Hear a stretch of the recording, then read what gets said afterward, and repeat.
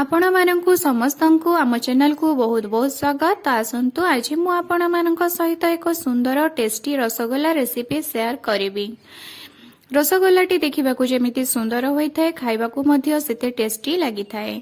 आपण माने जदि मु कहूतबा प्रोसेस रे बनेबे तो आपनक रसगोल्ला स्पंजी स्पंजी जालीदार हेबो ओ आपण एहा सहजरे घरे बनेई पारिबे ओ पार्टी रे खाइले एहा पूरा मिलै जिवो। एथि पई मु गोटे ग्लास को मेजरमेंट कप भाबरे नै जाईची।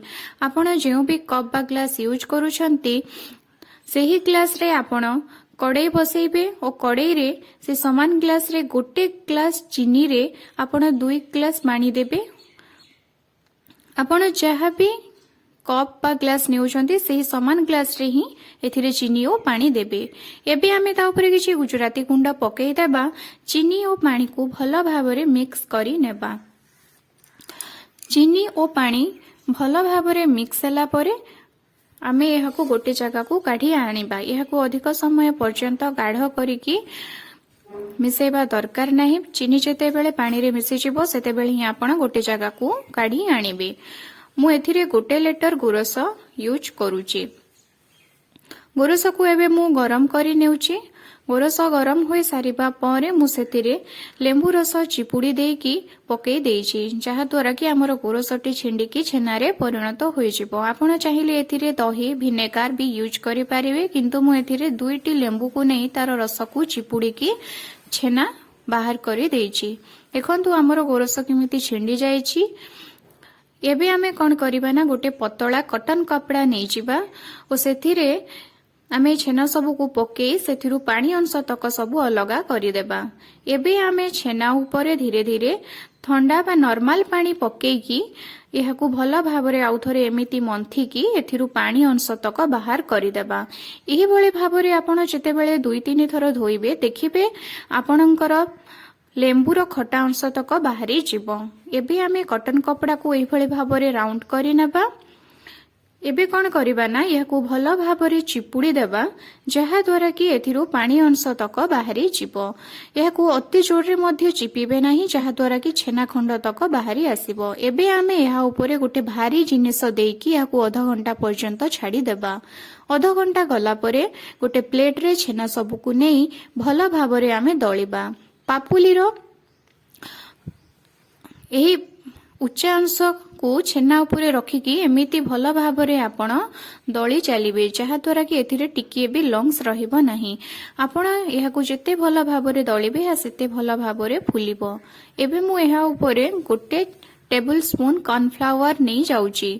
गोटे लीटर क्षीर रे मु गोटे टेबल स्पून कॉर्नफ्लावर यूज करूची। आपण कॉर्नफ्लावर जगह रे मैदा मध्य गोटे टेबल स्पून यूज करि पारिबे।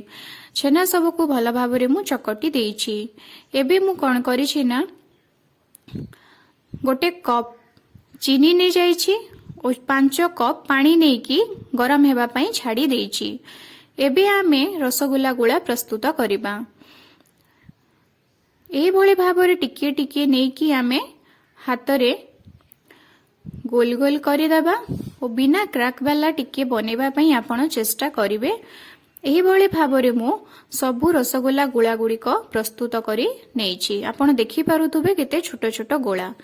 एबे जो चीनी ओ पानी को गरम करिकी रखिथिली ता ऊपर टिके गुजराती गुंडा पकेई देबा ओ छेना बॉल गुडी को धीरे धीरे गोटी गोटी करी आमे एही पानी रे पकेइबा। आपण गैस रो फ्लेम को हाई रे ही रखिथिबे। छेना सब को आमे गोटी गोटी करी पकेइबार कारण हेउची शीघ्र शीघ्र जदि आपण एका संगरे पकई देबे हमर चीनी पानी रो टेम्परेचर टिके लो हेबार संभावना रहिछि। तेबे गोटी गोटी करी छेना बॉल सब को पकेबा परे हाई फ्लेम रे रखिकी आपण यहा को खोला रे 3-4 मिनिट पर्यंत फुटांतु। तापर ढांकुणी देकी यहा को आपण 15 मिनिट पर्यंत फुटेबे। फुटिबा सारिबा परे हमर रसगोल्ला गुडी को तार साइज रो 2 गुण होई जाइथिबो। एबे आमे पूर्वरु प्रस्तुत करी रखिथिबा चासनी रे रसगोल्ला गुडी को गोटी गोटी करी पकेबा। देखंतु हमर रसगोल्ला गुडी को केते सुंदर देखा जाउची ओ चासनी ऊपर भासुची। एही भली भाबरे जदि आपनक रसगोल्ला भासिबो तो आपण जानिबे जे आपनक रसगोल्ला परफेक्ट सिझिची ओ जालीदार बनिची। एबे मु चिपुड़ी की देखौची केते रस बाहरुची। ଆପଣ ଏହାକୁ ଚାଶନୀରେ ପକାଇ ସାରିବା ପରେ ଏହାକୁ ବନ୍ଦ କରିକି ଅଧା ଘଣ୍ଟା ବା ଘଣ୍ଟେ ପର୍ଯ୍ୟନ୍ତ ଆପଣ ଛାଡ଼ିଦେବେ, ଯାହାଦ୍ୱାରା କି ଚିନି ରସ ସବୁ ରସଗୋଲାରେ ଭଲ ଭାବରେ ଭେଦିବ ଓ ପରେ ଆପଣ ଯେତେବେଳେ ଏହାକୁ ଖାଇବେ ବହୁତ ଟେଷ୍ଟି ଲାଗିବ। ଏହି ରେସିପିଟି ଆପଣ ଘରେ ଥରେ ନିଶ୍ଚିତ ଟ୍ରାଏ କରିକି ଦେଖନ୍ତୁ, ବହୁତ ସୁନ୍ଦର ବନିବ।